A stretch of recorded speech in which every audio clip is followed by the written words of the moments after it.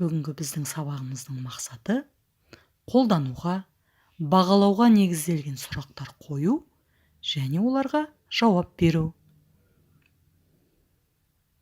Оқушылар, қазір сіздер Ахмет Байтұрсынұлының оқуға шақыру өлеңін мұқият тыңдай қойыңыздар.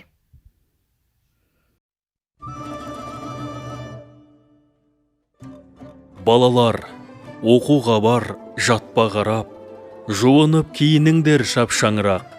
Шақырды тауық мана әлде қашан, қарап тұр терезеден күн жылтырап. Адамда, ұшқан құста, жүрген аңда, жұмыссыз тек тұрған жоқ ешбір жанда. Кішкене қоңызда жүр жүгін сүйреп, барады араларда ұшып балға. Күн ашық, тоғайлар шат, ың-жың орман, оянып жан мақұлық түнде қонған. Шығады тоқылдақтың тоқ-тоқ дауысы, сайраға сарғалдақтың сыңғырлаған. Өзенде балықшылар ау қарап жүр, тоғайда орақ дауысы шаң-шұң ұрған.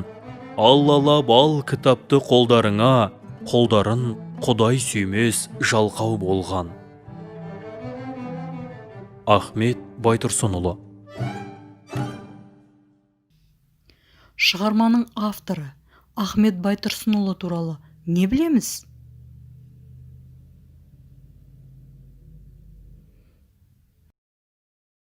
Ендеше, шығарма авторына қатысты сұрақтар құрастырып көрейік. Ахмет Байтұрсынұлы кім?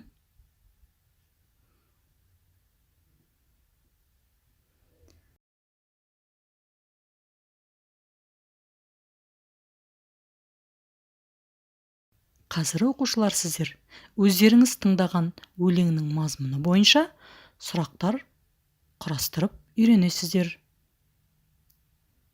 Балалар, тәуліктің қай мезгілінде оқуға барды?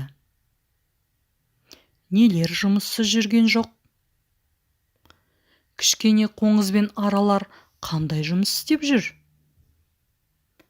Даналық дегеніміз не?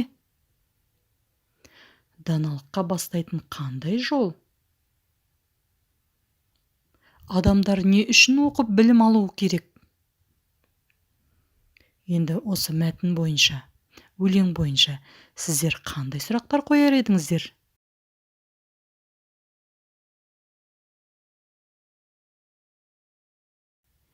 Мен сіздердің сұрақтарыңызды күтемін.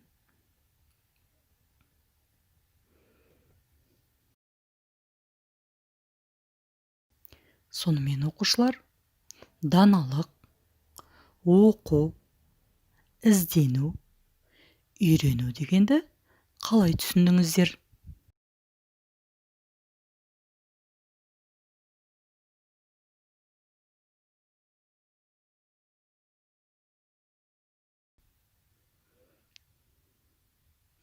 Оқушылар, сіздер үйден Ахмет Байтұрсынұлының оқуға шақыру өлеңін мәнерлеп оқып, оқу білімге қатысты мақал-мәтелдер жаттаңыздар.